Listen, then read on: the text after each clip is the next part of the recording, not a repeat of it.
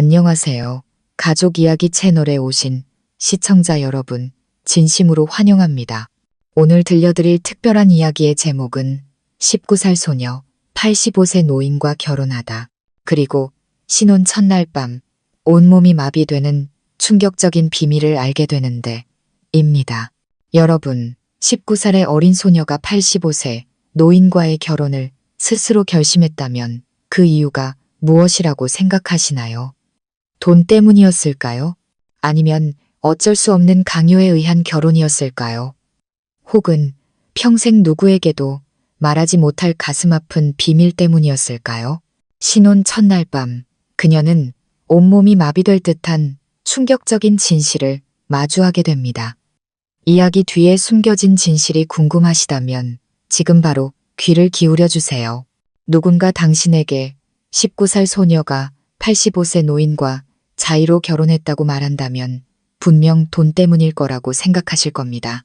감정 없는 거래, 젊음을 파는 계약 결혼이라고 생각할 수도 있겠죠. 하지만 제가 만약 그 소녀가 신혼 첫날 밤 온몸이 마비되는 충격적인 비밀을 알게 되었다고 말한다면 그래도 모든 것이 그렇게 간단하게 보이실까요? 제 이름은 하늘입니다.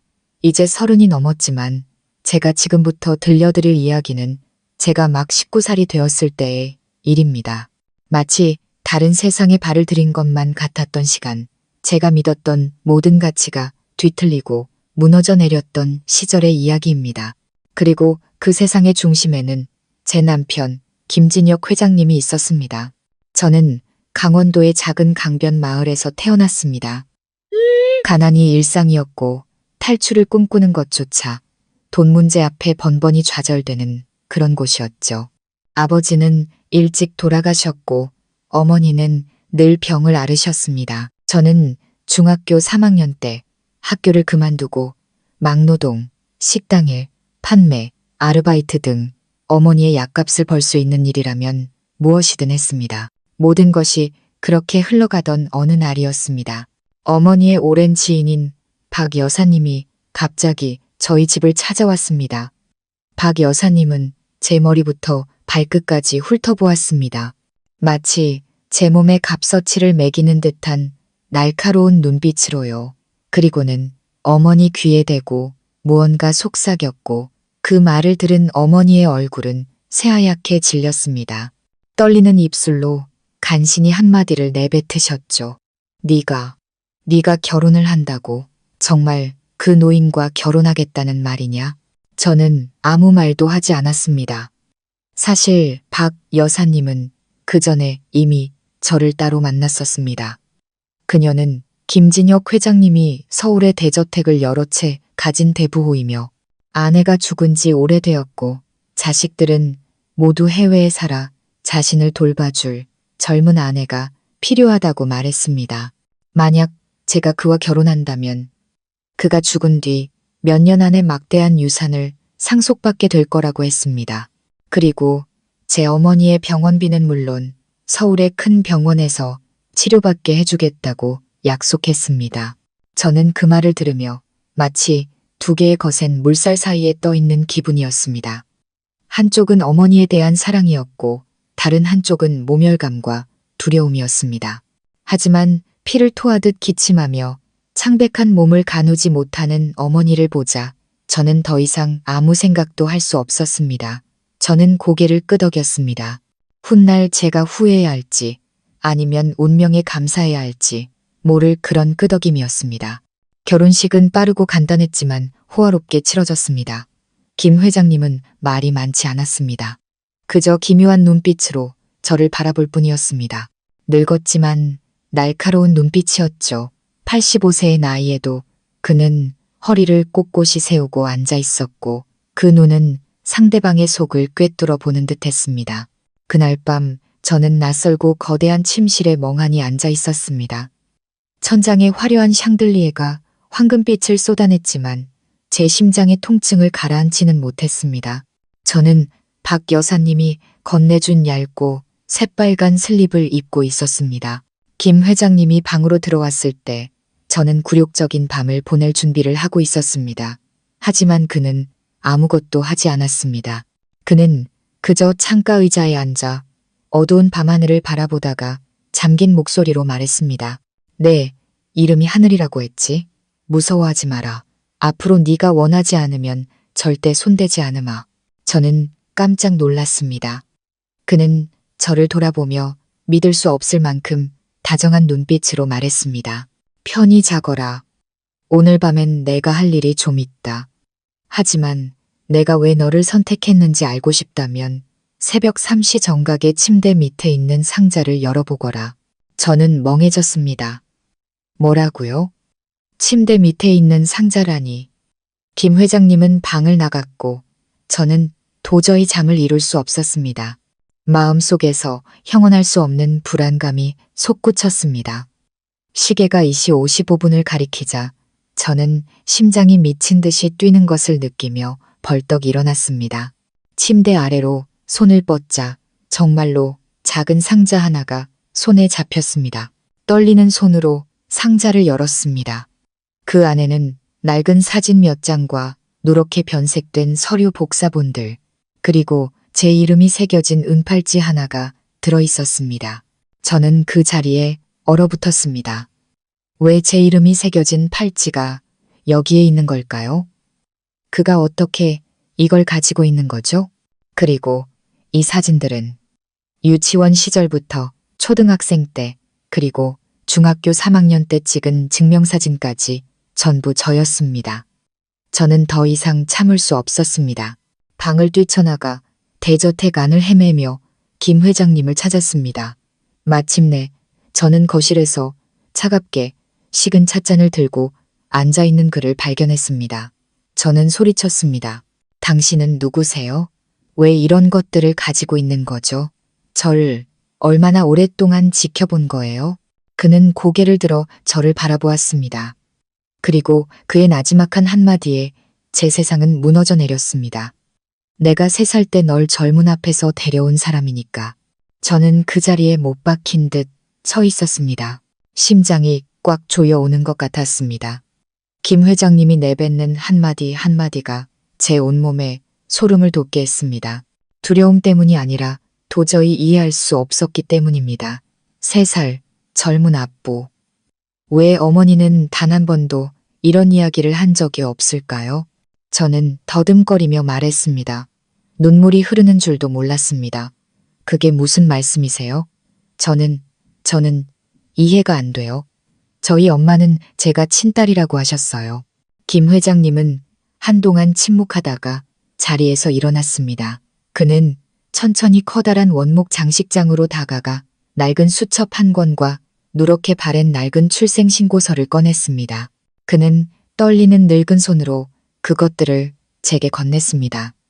내 본명은 김하늘이 맞지만 그건 낳아준 부모가 지어준 이름이 아니란다. 네가 3살 되던 해 내가 경기도 양평에 작은 절에 봉사활동을 하러 갔었지. 비가 억수같이 쏟아지던 날이었어. 절문 앞에 얇은 담요에 쌓인 채버려진 아기가 목이 쉬도록 울고 있었지. 그 옆에는 이 은팔찌와 손으로 쓴 쪽지 하나가 놓여 있었단다. 그가 낡은 쪽지를 내밀었습니다. 착한 분이 거두어 길러주시길 바랍니다. 아이 이름은 지연, 생년월일은 5월 5일. 저는 벼락을 맞은 듯 했습니다. 그 생일은 제 생일과 정확히 일치했습니다. 그 은팔찌는 어머니가 어릴 적부터 제게 채워주시며 집안 대대로 내려오는 유품이라고 하셨던 것이었습니다.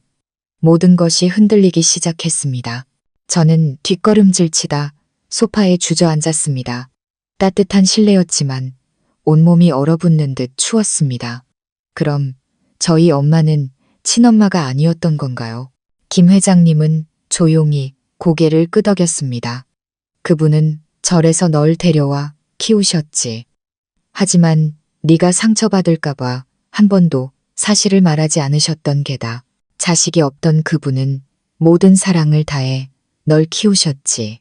그리고 내가 바로 그분에게 그 아이의 존재를 알려준 사람이란다. 저는 머리를 감싸 쥐었습니다. 혼란스러웠고 믿고 싶지 않았습니다. 하지만 마음 한구석에서 문득 떠오르는 기억이 있었습니다.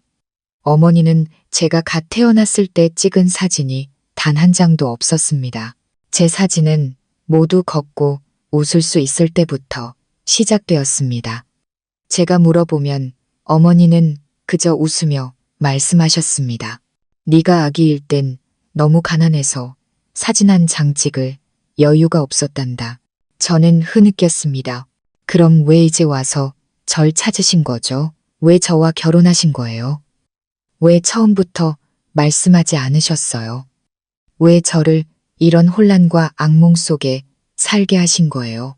처음으로 김 회장님의 눈빛이 흐려졌습니다. 마치 얇은 안개가 낀 것처럼요. 그는 의자에 앉아 천천히 말했습니다. 미안하다. 나는 평생을 후회 속에서 살았다. 젊었을 땐 가난해서 너를 키울 형편이 되지 않았지. 그저 그 아이가 좋은 사람을 만나 잘 자라기만을 바랐다. 하지만 널 키워준 어머니가 힘들게 사는 것을 알게 된 후 나는 박 여사를 통해 남몰래 도움을 주었다. 네가 초등학교 5학년 때 갑자기 어떤 낯선 사람이 어머니의 병원비를 대신 내준 것 기억나니? 그게 나였다. 저는 할 말을 잃었습니다. 그때 어머니는 어떤 독지가의 도움이라고만 하셨습니다. 그게 그였다니. 하지만 그런데 왜 결혼이었죠? 왜 저를 손녀나 양딸로 받아들이지 않으셨어요? 그 질문은 그의 마음에 깊은 상처를 헤집는 듯 했습니다. 그는 고개를 들어 저를 바라보았습니다. 그의 목소리는 낡은 상자에서 기억의 실타래를 하나씩 뽑아내는 것처럼 낮게 가라앉았습니다. 너를 지켜주기 위해서였다. 너는 너무 어리고 내 어머니는 오래 버티지 못할 상황이었지. 만약 너를 양딸로 들였다면 내가 늙고 병들었을 때 내 친척들이 재산을 노리고 널 쫓아냈을 게다. 하지만 내가 너와 법적으로 결혼하면 너는 내 모든 것을 상속받을 합법적인 아내가 되는 거지. 내가 죽은 뒤에는 아무도 너를 건드릴 수 없게 된다. 나는 네가 아내로서의 삶을 살길 바란 거 아니다. 그저 내가 안전하고 좋은 삶을 살기를 바랐을 뿐이다. 저는 숨이 막혔습니다.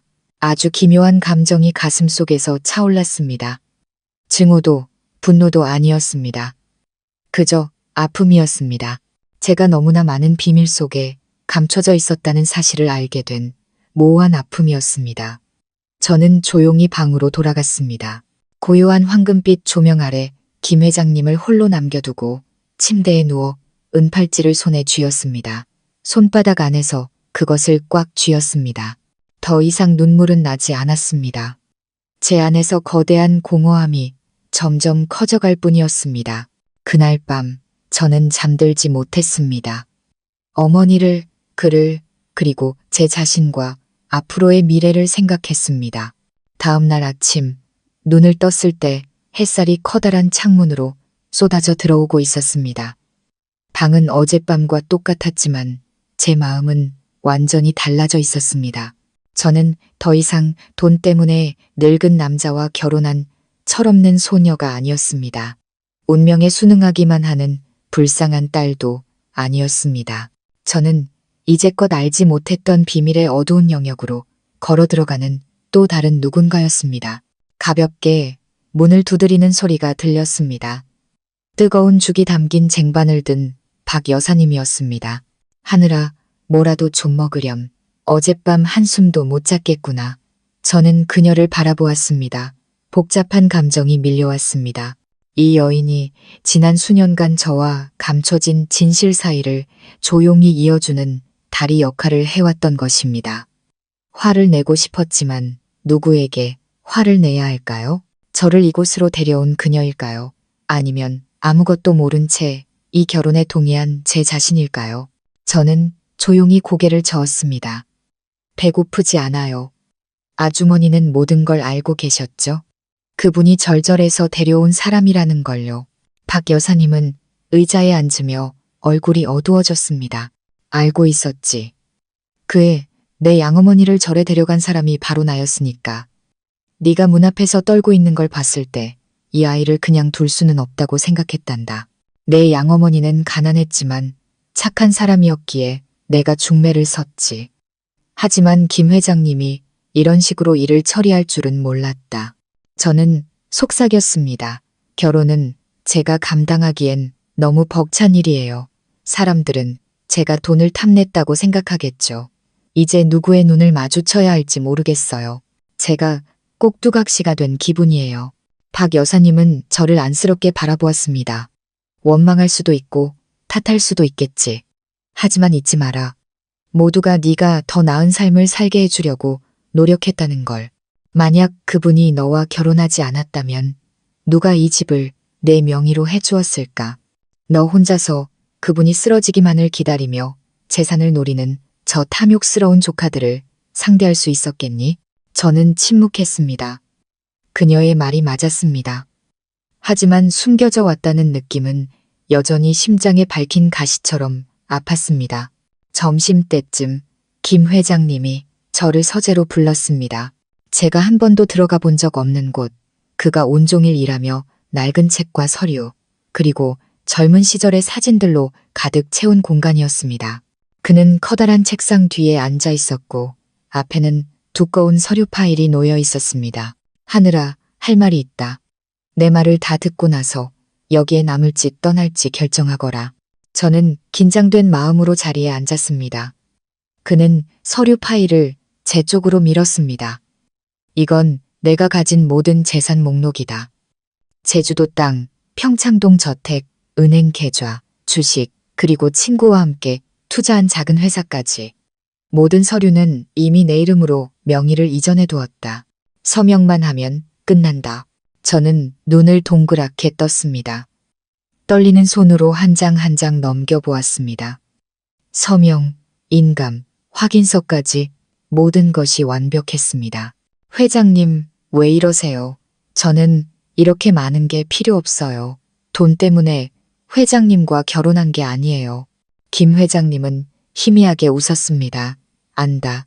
하지만 내가 이렇게 하는 데는 다른 이유가 있다. 혹시 죽음을 앞둔 사람의 약속에 대해 들어본 적 있니? 저는 멈칫했습니다.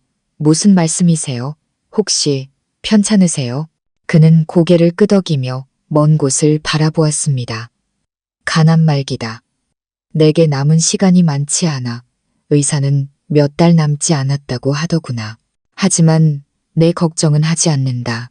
내가 걱정하는 건 내가 갑자기 죽었을 때 내가 이 모든 것에 대해 아무런 권리도 갖지 못하게 될까 봐서다. 내가 한 모든 일은 내가 다른 힘없는 여자들처럼 이 집에서 쫓겨나지 않도록 하기 위한 것이었다. 심장이 조여왔습니다.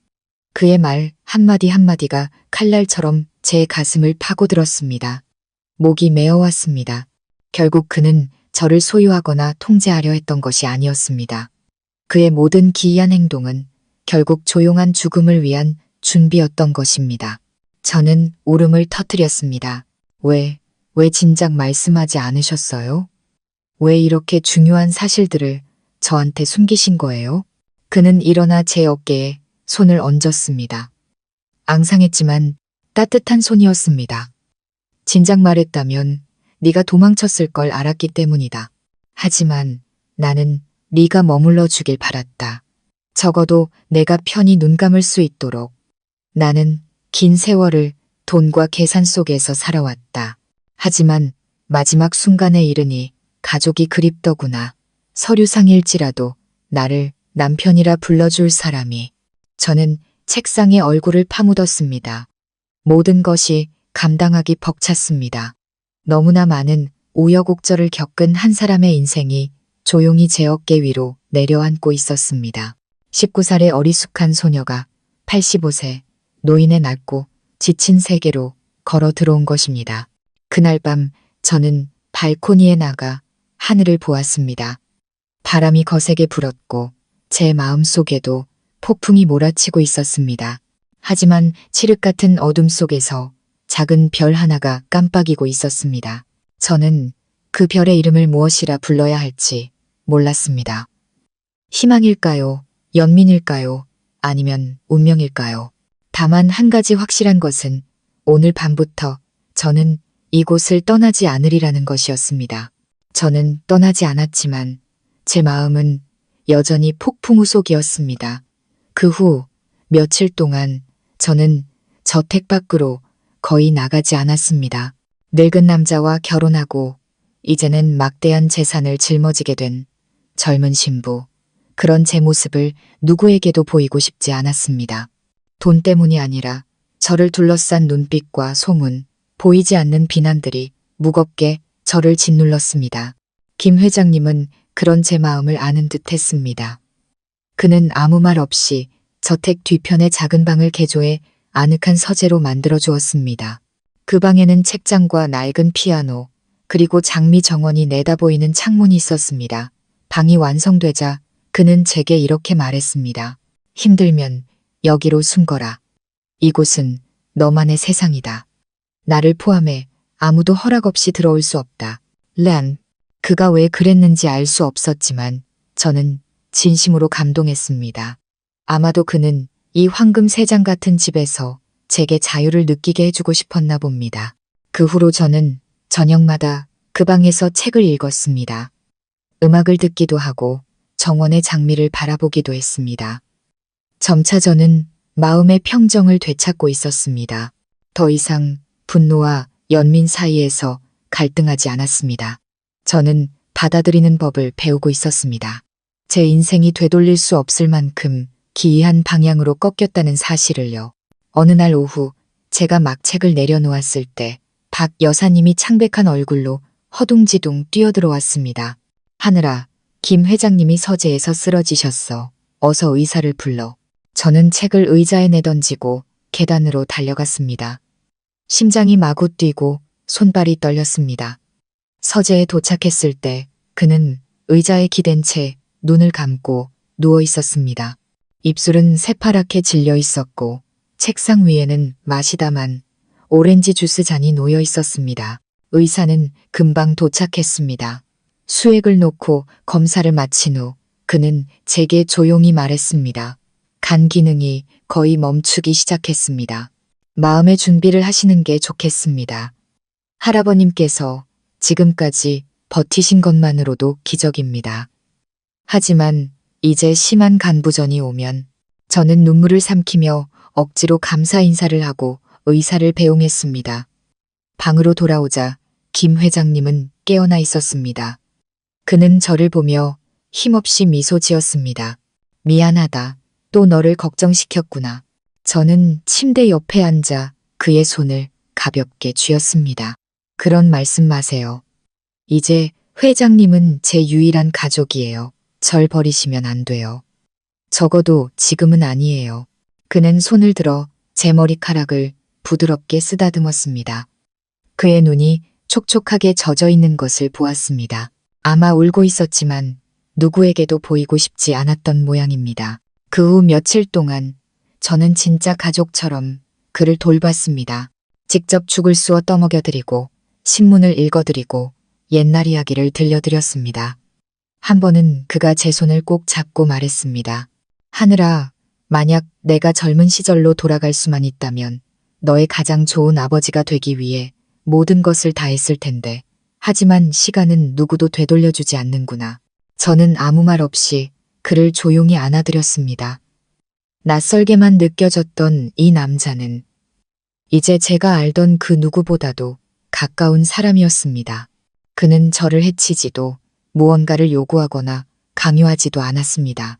그가 바란 유일한 것은 인생의 마지막 순간에 곁을 지켜줄 사람이었습니다. 그리고 버려졌던 아이였던 저는 이제 젊은 앞에서 저를 주워들었던 그 남자 곁에 머물며 보이지 않는 빚을 갚고 있는 것 같았습니다. 저는 저택을 다시 정리하기 시작했습니다. 화원을 가꾸고 가구를 수리했습니다. 그리고 사람을 시켜 그의 젊은 시절 초상화를 다시 그리게 했습니다. 그가 떠난 후에도 이곳이 가장 아름다운 기억들로 남기를 바랐습니다. 어느 날 책장을 닦다가 낡은 일기장 한 권을 발견했습니다. 경제 서적들 뒤편에 숨겨져 있던 가죽 표지가 닳고 종이가 누렇게 변한 일기장이었습니다. 저는 그것을 펼쳤습니다. 그 아이를 젊은 앞에서 만난 날, 아이는 계속 울었고 온몸을 떨고 있었다. 그 아이의 눈이 그 사람을 너무나 닮았다. 아이를 절에 맡기고 왔지만 마음이 놓이지 않는다. 혹시 내 아이가 아닐까? 저는 숨을 멈췄습니다. 다음 장들을 넘기자 한 줄 한 줄 적힌 글자들이 저를 숨막히게 했습니다. 그는 제가 그의 친딸일지도 모른다고 의심하고 있었습니다. 그가 젊은 시절 사랑했던 여자, 그의 첫사랑이 말 한마디 없이 떠나며 뱃속에 있던 아이를 함께 데려갔다고 했습니다. 몇 년 후 그는 우연히 버려진 저를 보았고 제가 바로 그 잃어버린 핏줄이라는 강한 예감을 느꼈던 것입니다. 저는 일기장을 떨어뜨렸습니다. 머릿속이 아찔했습니다. 설마 내가 그의 친딸이라고. 저는 떨리는 손으로 일기장을 든 채 멈춰 섰습니다. 심장이 터질 것처럼 세차게 뛰었습니다. 김 회장님의 의심과 애틋함이 담긴 글자들이 저를 서 있을 수 없게 만들었습니다. 내가 그의 친딸이라고. 그렇다면 나와 그의 관계는 서류상 명백한 부부라는 이 관계는 대체 무엇이란 말인가? 저는 넉나간 사람처럼 저택 안을 헤맸습니다. 이제는 벽 하나, 가구 하나까지도 저를 소름 돋게 했습니다. 저는 그의 말 한마디, 다정한 행동 하나, 고뇌의 찬 눈빛 하나를 떠올리기 시작했습니다. 이제 모든 것이 다른 의미로 해석될 수 있었습니다. 잃어버린 딸에 대한 아버지의 죄책감. 그날 밤 저는 아무것도 먹지 못했습니다. 침대에 누워 머리끝까지 이불을 뒤집어 썼습니다. 머릿속의 모든 생각을 떨쳐내려는 듯. 하지만 잊으려 할수록 질문은 더욱 선명해졌습니다. 내가 정말 그의 딸일까? 다음 날 아침 저는 조용히 일기장을 들고 그의 방으로 갔습니다. 그는 두꺼운 스웨터를 입고 안락의자에 앉아 눈을 감고 있었습니다. 아침 햇살이 창문을 통해 그의 주름진 뺨을 비추었습니다. 그는 평화로운 꿈을 꾸는 듯 보였습니다. 제가 맞은편에 앉아 잠시 후 그가 눈을 떴습니다. 저는 돌려 말하지 않았습니다. 제가 회장님의 친딸일지도 모른다고 생각하셨죠? 그는 멈칫했습니다. 천년 같은 침묵이 흐른 뒤 그가 고개를 끄덕였습니다. 그랬다. 하지만 증거는 없었어. 그저 예감이었지. 너는 내 어머니, 그 사람을 너무나 닮았다. 눈매부터 걸음걸이, 웃는 방식까지. 젊은 앞에서 너를 처음 봤을 때 나는 숨이 멎는 줄 알았다. 저는 주먹을 꽉 쥐었습니다. 목이 바짝 말랐습니다. 왜 유전자 검사를 해보지 않으셨어요? 왜 처음부터 아무 말씀도 안 하셨어요? 두려웠기 때문이다. 만약 네가 정말 내 딸이라면 친아버지가 딸을 아내로 맞았다는 사실을 네가 알게 하고 싶지 않았다. 나는 그저 조용히 너를 지키는 길을 택했다.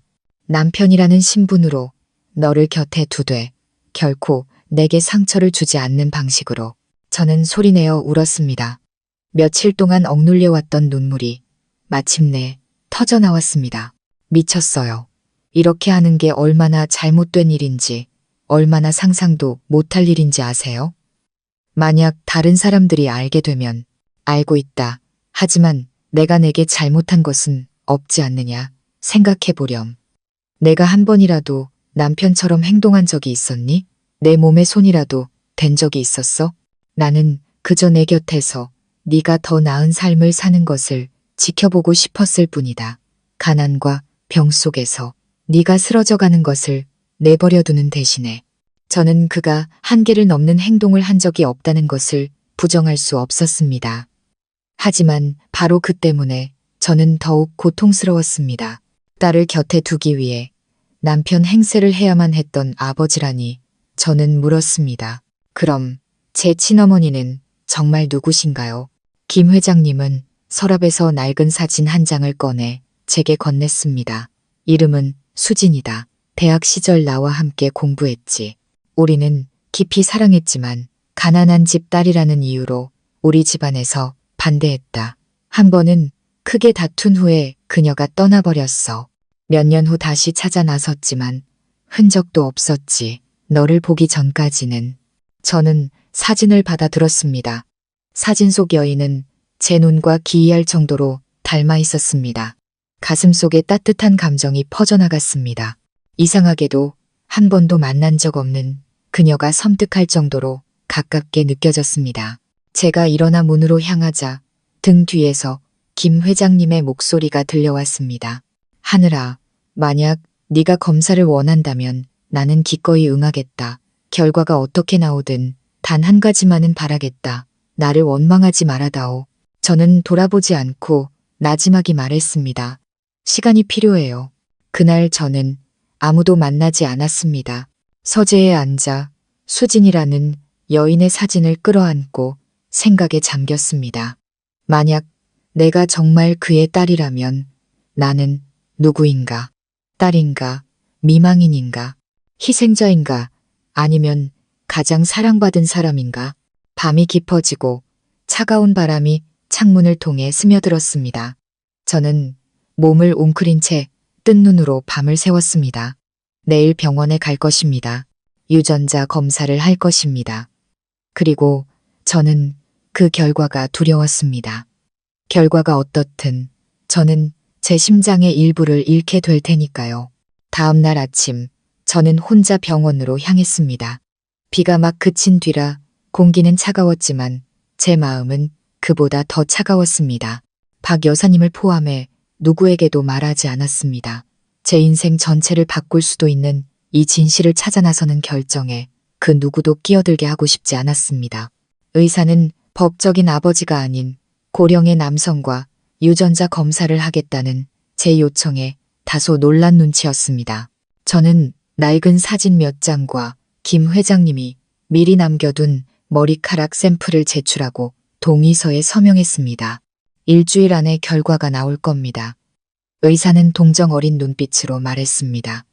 저는 고개를 끄덕이고 감각 없는 다리로 진료실을 나섰습니다. 일주일, 희망을 가져야 할지 두려워해야 할지 알 수 없는 시간이었습니다. 집에 돌아오자 김 회장님은 아무것도 묻지 않았습니다. 그저 조용한 눈빛으로 저를 바라볼 뿐이었습니다. 마치 제가 무슨 일을 하고 왔는지 다 알며 모든 것을 받아들이겠다는 듯이. 하루하루가 지나갔고 우리는 기이할 정도로 평온하게 일상을 보냈습니다. 하지만 제 마음속에서는 조용한 파도가 계속 몰아치고 있었습니다. 셋째 날, 박 여사님이 제게 작은 나무 상자를 가져왔습니다. 김 회장님께서 전해주라고 하셨다. 언젠가 네가 아주 혼란스러울 때 이 상자를 열어보라고. 하지만 정말 준비가 되었을 때만 열어보라고 하셨어. 저는 상자를 보며 만감이 교차했습니다. 방으로 가져와 책상 위에 두고 오후 내내 열어보지 못한 채 쳐다보기만 했습니다.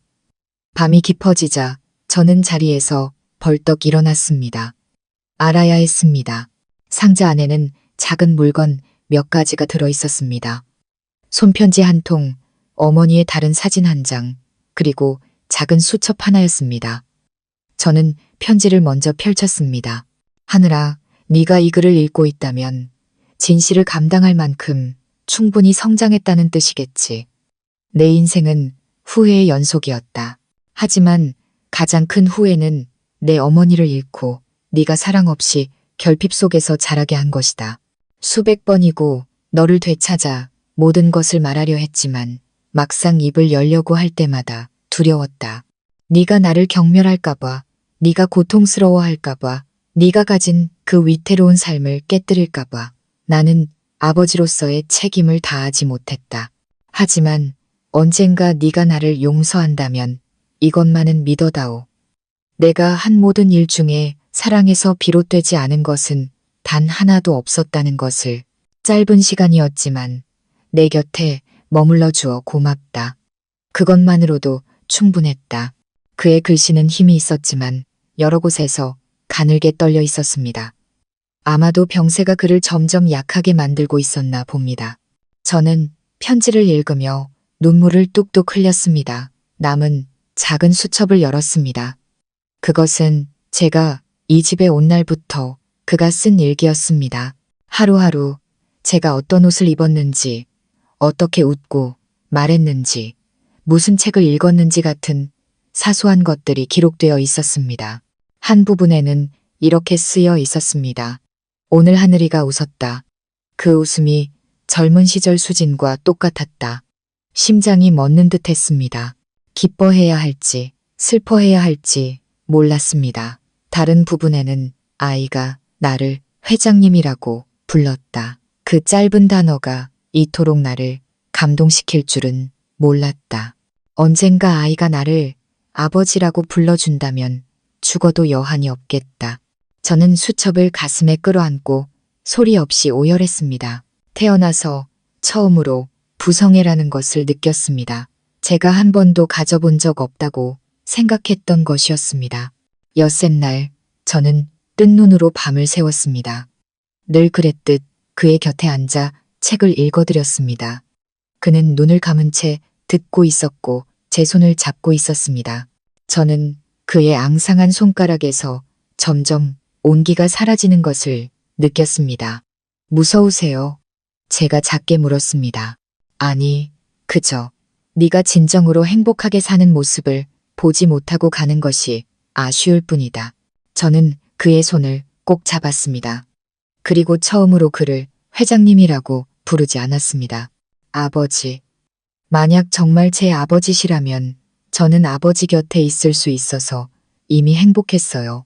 그의 눈꺼풀이 미세하게 떨렸고 마른 입술에 아주 희미한 미소가 번졌습니다. 그는 더 이상 아무 말도 하지 않았습니다. 다음 날 아침 병원에서 전화가 왔습니다. 유전자 검사 결과가 나왔다고 했습니다. 저는 침묵 속에서 병원으로 향했습니다. 간호사가 결과가 담긴 봉투를 건네줄 때 저는 의자를 붙잡아야 할 정도로 손이 떨렸습니다. 심호흡을 하고 봉투를 열었습니다. 친자관계, 성립 확률 99.98%. 저는 망연자실했습니다. 충격이 아니라 안도감이 밀려왔습니다. 제가 맞았고 그도 맞았던 것입니다. 그는 거짓말을 하지 않았습니다. 그는 정말 제 아버지였습니다. 저는 그 종이를 손에 꼭 쥐고 집으로 달려갔습니다. 하지만 제가 방에 들어섰을 때 김 회장님은 이미 숨을 거둔 뒤였습니다. 잠을 자듯 평온한 얼굴이었고 손은 늘 쓰던 작은 수첩 위에 놓여 있었습니다. 저는 침대 옆에 쓰러져 소리 없이 울었습니다. 아버지, 제가 진실을 알게 되자마자 그는 떠나버렸습니다. 아버지의 장례식은 흐린 아침에 치러졌습니다. 비는 오지 않았지만 바람이 세차게 불어 음울한 하늘을 찢어버릴 것 같았습니다. 저는 상복을 입고 아버지의 영정 옆에 조용히 무릎 꿇고 앉았습니다. 눈은 붉게 부어 있었지만 마음은 이상할 정도로 텅 비어 있었습니다. 멀리 살던 친척들이 나타났습니다. 몇몇은 재산을 탐색하러 온 듯했고 몇몇은 85세 노인에게 그토록 젊은 아내가 있었다는 사실에 놀라워했습니다. 저는 설명하지 않았습니다. 누구의 이해도 원하지 않았고 필요하지도 않았습니다. 장래 내내 제 곁을 지켜준 사람은 박 여사님 뿐이었습니다. 그녀는 조용한 어머니처럼 제 손을 잡고 모든 절차를 함께 했습니다. 사람들이 모두 돌아가고 제단 앞에 그녀와 저만 남았을 때 저는 마침내 소리내어 울었습니다. 아버지를 아버지라고 한 번 더 부르지 못했어요. 아버지를 위해 아무것도 해드리지 못했어요. 박 여사님은 눈시울을 붉히며 제 손을 꽉 잡았습니다. 너는 그분이 가장 필요로 할 때 곁에 있어 주었단다. 그것만으로도 충분해. 평생 단 한 번이라도 가족의 정을 느끼길 바라는 사람들도 있단다. 김 회장님은 마지막 날들을 너와 함께 보냈으니 복을 받으신 게지. 아이, 저는 어린아이처럼 그녀에게 안겨 울었습니다. 수년간 가난 속에서 저는 강인해지는 법을 익혔고 스스로에게 약한 모습을 허락하지 않았습니다. 하지만 이제 막 진짜 아버지를 찾았다고 생각한 순간 그가 떠나버리자 도저히 견딜 수가 없었습니다. 장례식이 끝나고 며칠 후 저는 저택을 정리하기 시작했습니다. 모든 것이 그대로였습니다. 아버지가 좋아하던 차향기, 서재의 낡은 종이 냄새, 아침마다 앉아 계시던 현관의 장미 향기까지 저는 액자 하나하나를 닦고 옷가지를 개키며 조용히 눈물을 흘렸습니다. 아버지가 남긴 유언은 명확했습니다. 모든 재산은 법적인 아내이자 그가 미처 세상에 알리지 못한 친딸인 제게 상속되었습니다. 기뻐해야 할지 슬퍼해야 할지 몰랐습니다. 돈은 제가 원했던 것이 아니었으니까요. 제가 필요했던 유일한 것은 그와 조금 더 함께할 시간이었습니다. 하지만 폭풍은 이제 시작이었습니다. 장례식이 끝나고 일주일 후 한 무리의 사람들이 나타났습니다. 오랫동안 연락이 끊겼던 해외에 살던 아버지의 외가 쪽 친척들이었습니다. 그들은 변호사와 서류 그리고 차가운 눈빛을 대동하고 왔습니다. 당신은 누구요? 여기가 어디라고 당신이 있을 권리가 있다고 생각하는 거지? 19살짜리가 85세 노인과 결혼하다니 세상의 웃음거리 아니오? 저는 저택문 앞에 서서 유언장 사본을 손에 쥐고 최대한 침착하게 말했습니다. 저는 김진혁 회장님의 합법적인 아내이자 그분의 친딸입니다. 여기 유전자 검사 결과서도 있습니다. 의문이 있으시면 제 변호사와 이야기하십시오. 50대 정도로 보이는 짙은 화장을 한 여자가 제게 손가락질하며 소리쳤습니다. 친딸, 누가 증명하는데? 유전자 검사서 따위는 얼마든지 위조할 수 있어. 네가 뭔데 감히 우리 집안 재산을 넘봐? 저는 주먹을 꽉 쥐었습니다. 속에서는 분노가 들끓었지만 평정심을 잃을 수는 없었습니다. 아버지는 당당하게 살되 오만하지는 말라고 하셨습니다. 눈물이 아닌 지혜로 자신을 지키라고 하셨습니다. 저는 그들을 거실로 안내하고 모든 서류를 제시했습니다. 2년 전에 공증받은 유언장, 국립병원에서 발급된 유전자 검사 결과서, 그리고 합법적인 혼인 증명서까지. 논쟁은 3시간 동안 이어졌습니다. 그들은 저를 협박하고 불륜녀라 비난하고 꽃뱀이라 불렀습니다. 하지만 결국 그들은 굳은 얼굴로 돌아가야 했습니다. 법도 진실도 그들의 편이 아니었습니다. 저는 소리치거나 소란을 피우지 않았지만 제가 만만한 소녀가 아니라는 것을 그들에게 똑똑히 보여주었을 겁니다. 그날 밤 저는 홀로 정원으로 나갔습니다. 달빛이 나무 사이로 부서져 내렸습니다. 아버지가 앉아 계시던 나무 의자에 앉아 나지막이 불렀습니다. 아버지, 제가 해냈어요.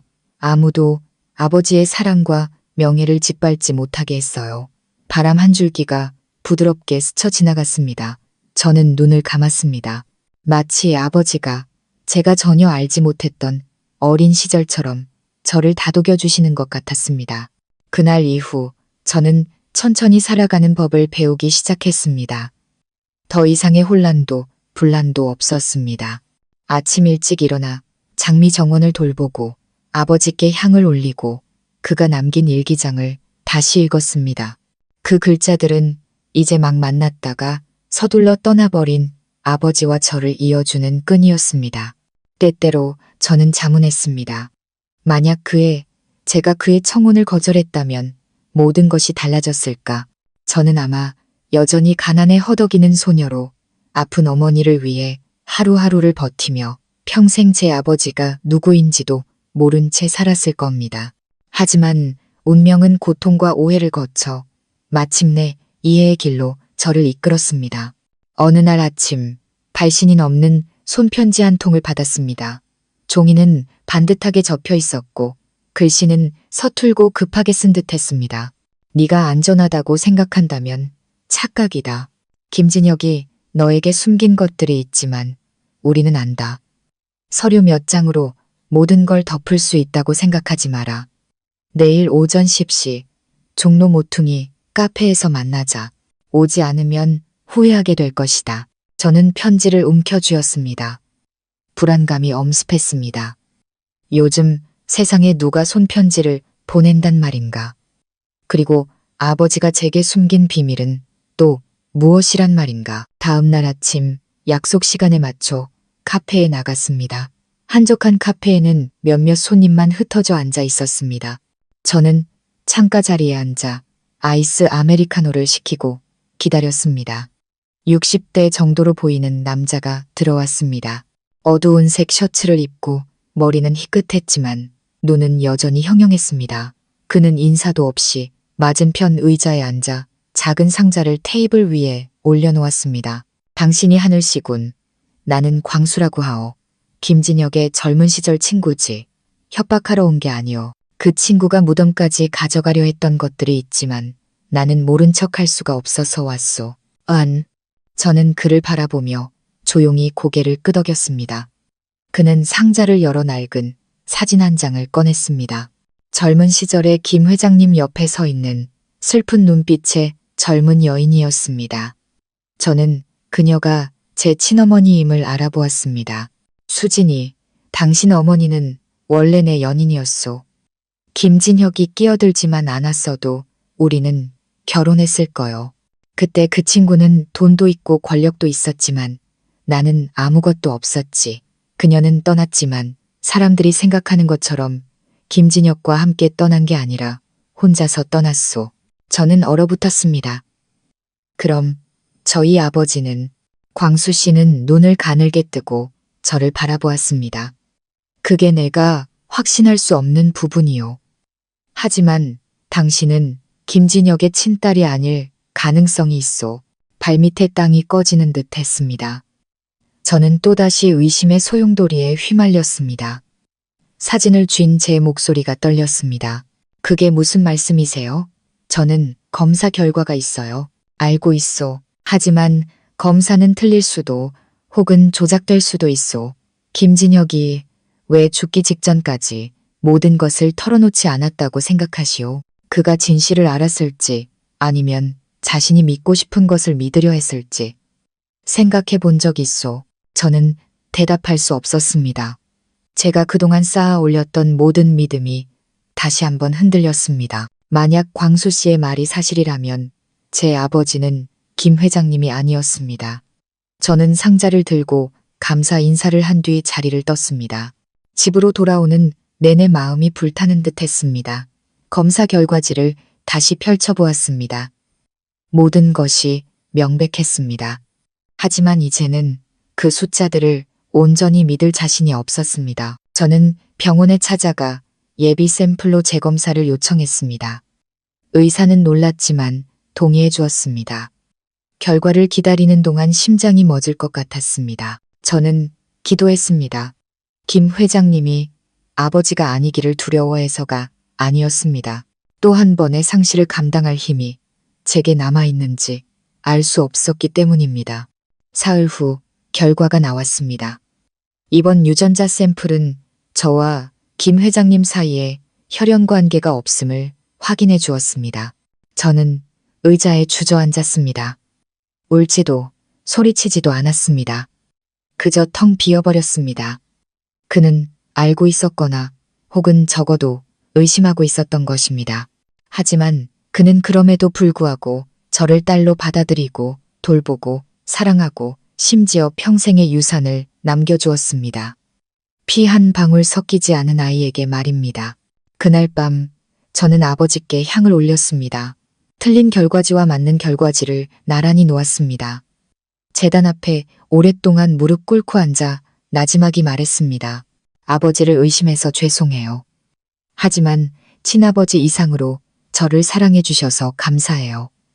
제가 누구의 딸이든 아버지는 영원히 제 아버지세요. 진실을 알게 된 지 일주일 후 저는 고향으로 돌아가기로 결심했습니다. 도망치기 위해서가 아니라 제가 태어나고 자란 곳, 침묵과 모호함 속에서 제 정체성을 찾아 헤맸던 그 시작점으로 돌아가 모든 것을 다시 보기 위해서였습니다. 양어머니는 이제 많이 쇠약해지셨습니다. 대나무 벽에 등을 기댄 채 앉아 계신 어머니의 머리는 하얗게 새었고 한때 빛나던 눈은 저녁 무렵에 향 연기처럼 흐릿해져 있었습니다. 제가 들어서자마자 어머니는 우셨습니다. 하늘아, 돌아왔구나. 엄마는 내 마지막 모습을 못 볼까봐 무서웠다. 저는 달려가 어머니를 끌어안았습니다. 제가 가졌던 모든 과거를 끌어안는 기분이었습니다. 제가 어머니의 핏줄이 아니라는 것을 알았지만 가난했던 시절의 죽 한 그릇, 열이 펄펄 끓던 밤저를 지켜주시던 그 모든 것은 진짜였습니다. 핏줄은 반드시 혈연에서만 오는 것이 아니었습니다. 사랑에서 오는 것이었습니다. 저는 어머니께 모든 것을 털어놓았습니다.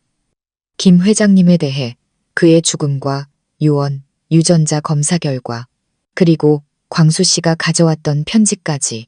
어머니는 한참을 조용히 듣고 계시다가 천천히 말씀하셨습니다. 사실 엄마는 네가 친딸이 아니라는 걸 처음부터 알았단다. 어떤 사람이 너를 절에 데려다 놓았고 내가 마침 예불을 드리러 갔다가 거기 누워있는 너를 봤지.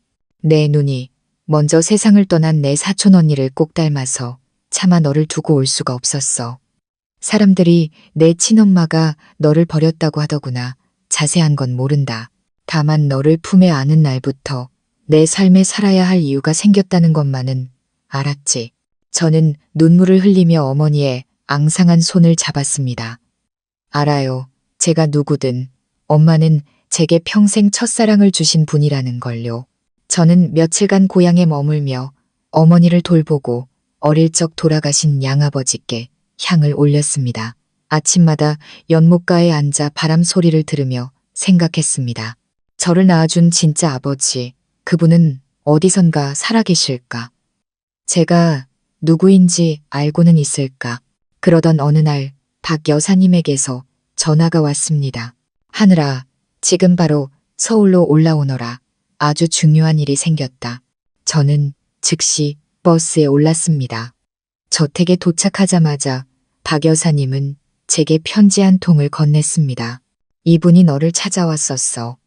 이름이 광수라고 했는데 며칠 전에 너를 만났던 그 사람은 아니라고 하더구나.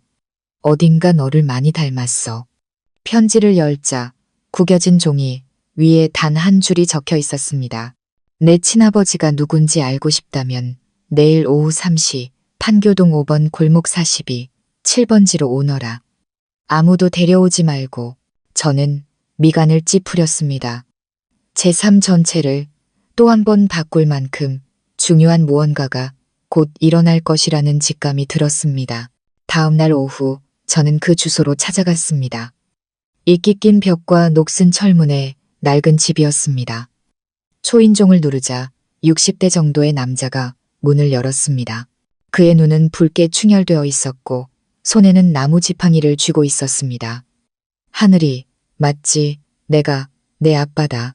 And 저는 그 자리에 얼어붙었습니다. 심장이 멎는 듯 했습니다. 당신이 제 친아버지라고요. 저희 어머니가 떠났던, 저를 데리고 다시는 돌아오지 않았던 바로 그분이요. 내가 20년 동안 너를 찾았다. 김 회장님을 만나 그분이 너를 키웠다는 걸 알게 된 후에야 도움을 청할 수 있었지. 하지만 그는 내가 너를 만나는 것을 허락하지 않았다. 내가 너무 위태로우니 더 이상 혼란을 주지 말고 감사하는 마음으로 살게 두자고 했지. 저는 한 걸음 물러섰습니다. 그럼 당신은 이 모든 일에서 대체 뭐였나요? 왜 이제야 나타나신 거예요? 그는 고개를 숙였습니다. 내가 비겁했다. 내가 나를 미워하고 거부할까봐 두려웠어. 하지만 김 회장님이 내가 진실을 알기 전에 먼저 떠날 줄은 몰랐다. 그가 너를 그토록 사랑할 줄도 몰랐지. 나는 평생 그에게 빚을 졌다. 저는 오랫동안 그 자리에 서 있었습니다. 그리고 무언가에 이끌리듯 다가가 그를 조용히 가볍게 안았습니다. 이제 아무도 원망하지 않아요. 제게는 평생 세 분의 아버지가 계셨으니까요. 저를 키워주신 분, 저를 사랑해주신 분, 그리고 저를 낳아주신 분. 한 사람의 인생에 이보다 더한 축복이 어디 있겠어요. 친아버지를 만난 후 저는 새로운 인생을 사는 것 같았습니다. 우리는 서두르지 않았습니다. 저는 매주 아버지를 찾아가 젊은 시절의 이야기, 어머니가 떠난 이유, 저를 찾고 싶었지만 용기 내지 못했던 날들에 대해 들었습니다. 한 핏줄을 나눈 두 낯선 사람 사이에 과거의 깊은 구멍들이 천천히 메워지고 있었습니다. 그리고 저는 아직 많은 의문이 남았지만 핏줄은 언제나 스스로 제 길을 찾아 돌아온다는 것을 부정할 수 없었습니다. 김 회장님의 저택에는 이제 저 혼자 남았습니다. 저는 집을 팔지도 새를 놓지도 크게 수리하지도 않았습니다. 서재에 책 한 권, 벽에 액자 하나, 그가 앉았던 의자까지 모든 것을 그대로 두었습니다. 정원에 꽃을 더 심고 현관에 풍경을 달았습니다.